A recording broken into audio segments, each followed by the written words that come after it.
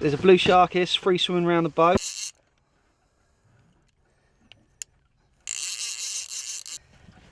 Well, it's quite incredible really, because we'll say a quiet spell. We had 10 minutes without a shark, and I dropped to the bottom. I couldn't hit the bottom for mackerel on my feathers, so I put some baited feathers on and brought them up. I had a whiting, a few mackerel, and then the shark rod went. So been action all the way. Number 5 in about an hour and 3/4. Yep. In fact, I personally haven't even managed to get a line to the bottom yet. I haven't even rigged up. It's been shark, chum, bait up, get back, rubby-dubby. And that's on a 20-pound Coniflex rod, so for blues, absolutely much better fight than the big cow star tuna stick.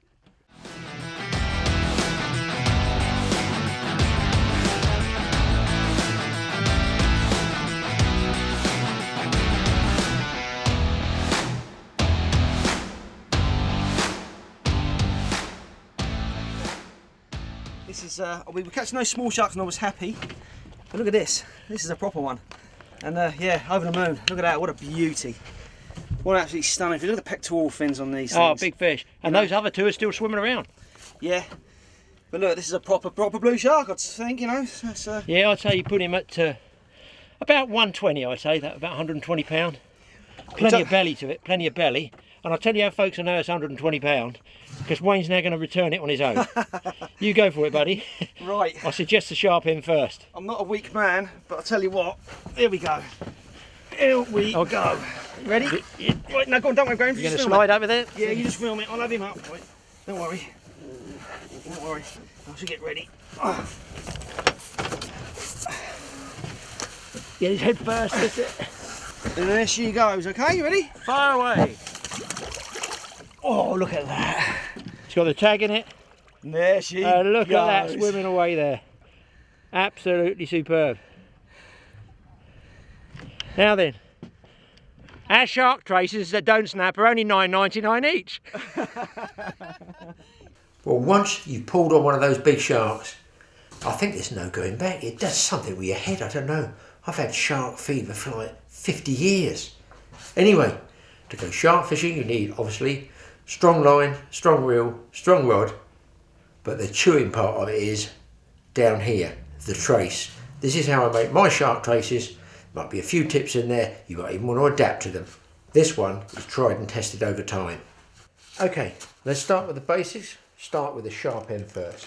You're going to need something substantial like this big shark hook. There's a variety of makes out there.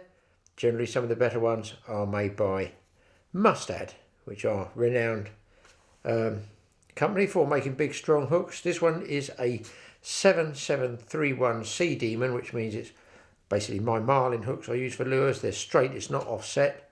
A lot of guys like using for shark fishing the 7699, which is offset. The point is just kinked offset. That's more for bait fishing, they say. Anyway, decent hook. Big swivels, big jumbo swivels. At least as big as this. This size is a 5.0, I believe there. Might even be a 4.0. But a nice big swivel. Get a couple of those out while we're at it. You can also, if you're going for smaller sharks, let's get one of these out. If you're going for blue sharks, which we get around the UK coast, you don't need much more than one of these. They're called meat hooks. Just, let's put in there for you. Just a regular meat hook, which is a 10.0 size, and they're quite strong in the wire and perfectly adequate for small poor wiggle sharks and blue sharks. These kiddies will catch virtually anything swimming around the oceans in tropical waters, and big sharks as well. You're going to need wire for those shark teeth to bite on. So you can either use single strand, probably if you're in the States you use a lot of single strand, or what we call multi-strand cabled wire, which is generally 7 strands wound around 7 strands. So if one strand goes, another strand goes, another strand goes, you've got 40 odd plus strands of wire there to go through. This one is aerial support cable, which I've got stainless. It is £600. 400 would be an average, I would think. You're going to need some what we call rubbing leader for the shark's rough hide. You could put, let's say, a 12 or 14 foot shark trace out there, all in wire. You could use it all in wire, bit expensive, no real need for it. Use a shorter biting length of wire, and then a piece of minimum 250, probably 400 would be better. I think this is 400 Andy Clear for your rubbing leader. I'll tell you what is good, this stuff, strimmer line, because it's very, very hard. And I find that, and I've started using that for my rubbing leaders as well. So there we go. Oh, finally, some of these things, which a lot of you won't know. These are called thimbles. You can get nylon ones, like this one, or you can get stainless ones, like this one. You could put these on the top of your trace, and then you put your snap swivel onto that, and it stops any wear between the snap swivel and your fishing line. Finally, this stuff can be knotted. It is excruciatingly hard to pull the knots down. You might want to get yourself some different types of what we call crimp sleeves, where you put the line in one side, out the other, crush it down, and it pinches it together. It is not a knot, it's called a crimp sleeve. To crush those down, you need a pair of substantial, well, these are called a swaging tool, as you can see there, hopefully, a variety of different sizes through there, and they lock down and they're sprung loaded, so you must hold them when you bring them apart. Otherwise, watch, bang, they come apart like that. So when you open them, do this. But these will crush them. These are called cup to cup. They are not cup to point. A cup to cup tool, quite an expensive tool, but I mean, I do a lot of marlin and shark fishing over the years, so these have been an investment that have been well worth having. Finally, obviously, a pair of wire cutters. Right, let's get going. Here's a few tips. First, with the wire, if it's cabled, when you cut it, it will generally splay out at the end, and it can be really annoying trying to get a nice neat cut so that you can get it through the actual crimp, itself, the crimp sleeve itself. So the best way to do this is to put a bit of sellotape or a bit of tape around there and then cut it. I'll show you what I mean.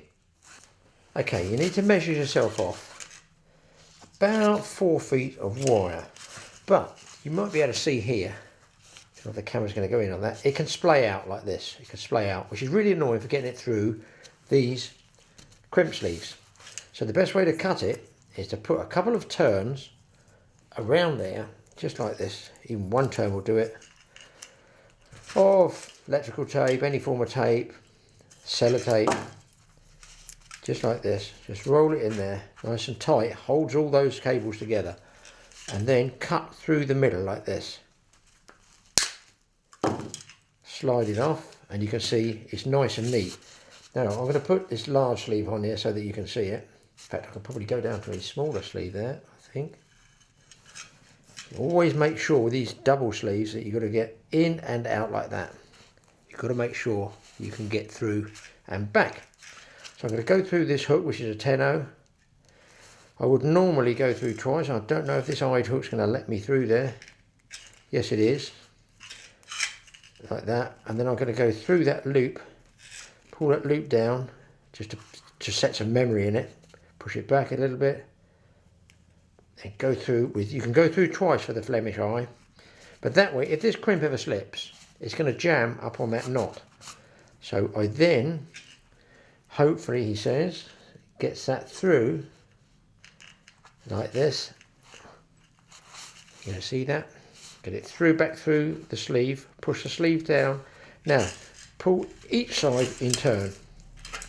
So it snugs it right down. Now if I take my hand away, you should see it's nice and neat. The hook's still free swinging there. And then I get over here, the jaws of the swaging tool. I'm going to crush that twice. Probably do it just inside the outside edge. Here we go, see if we can do this. Ooh. That's it, that one's gone.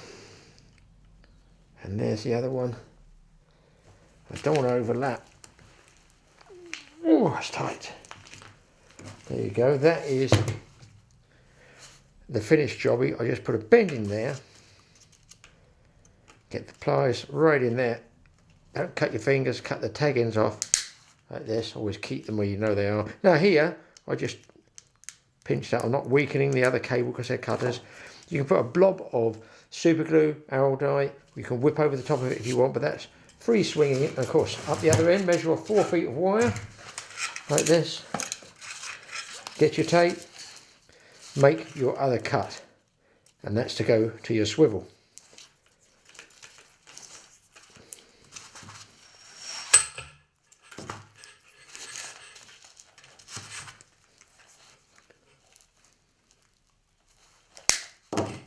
Put it off, just as you can see there. Get your sleeve, just make sure that's twisted up perfectly. Get your swivel on there, same thing, going through twice. I've actually hooked the pool table. Hang on a minute, ladies.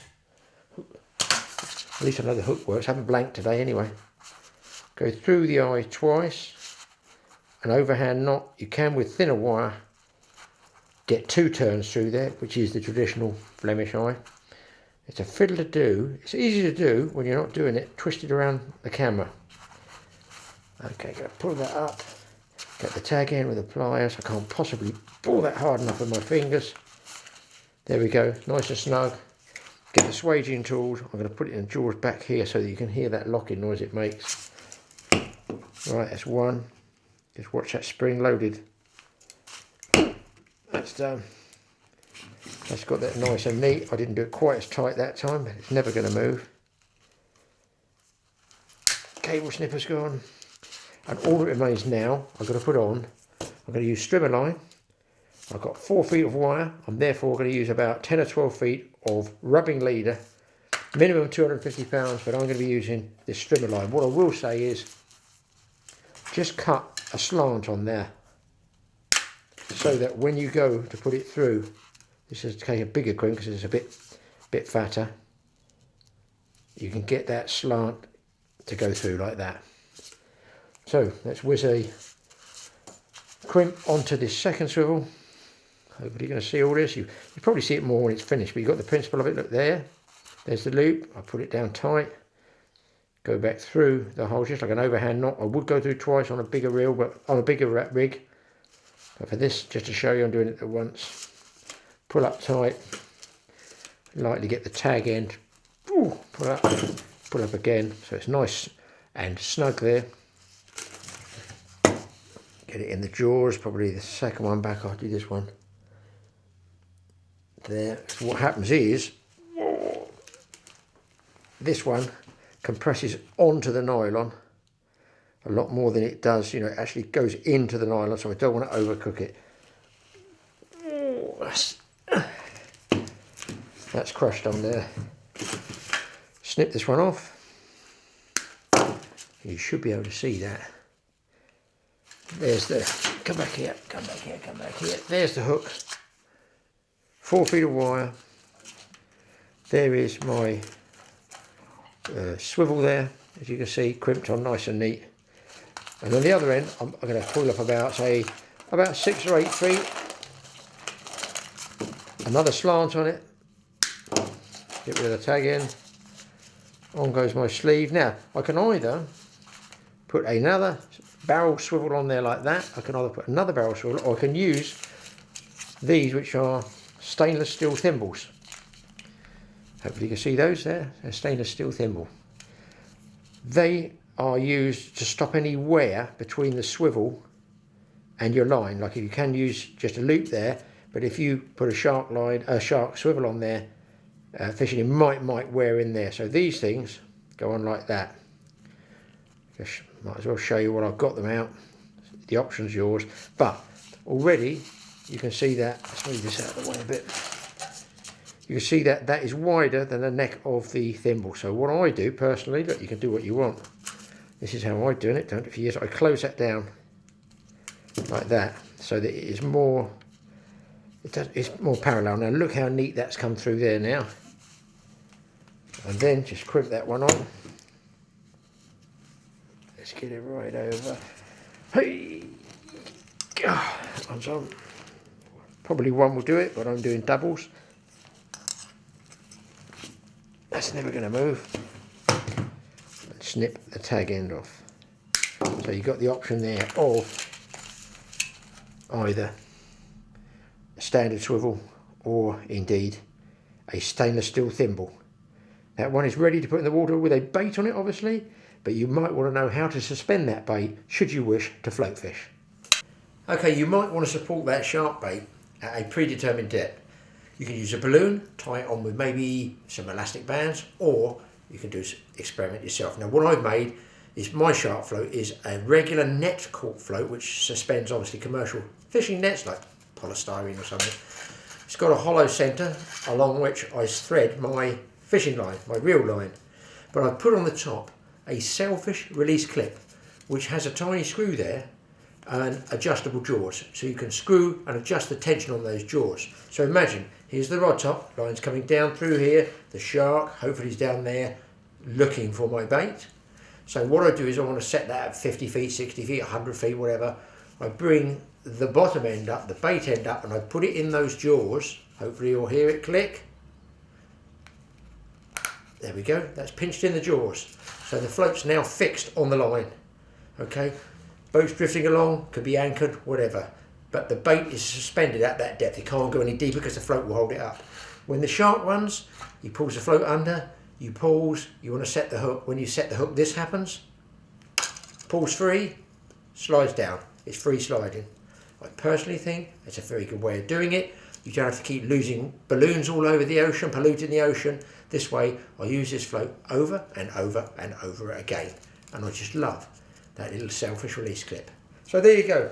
Tips on catching sharks with a shark trace. Get out there, give it a go. They're big fish. You'll love it once you've done it and you caught that first one. You'll be as mad as a box of frogs like I am about shark fishing. Thanks for watching the Totally Awesome Fishing Show. Do not forget to look out for our Totally Awesome Outdoor Show, which is Mike's channel, and also the Awesome Angler, our free downloadable magazine. I want to go fishing now. Let's knock a few more rigs up. I've got to knock a few more rigs up. Once you start, you can't stop.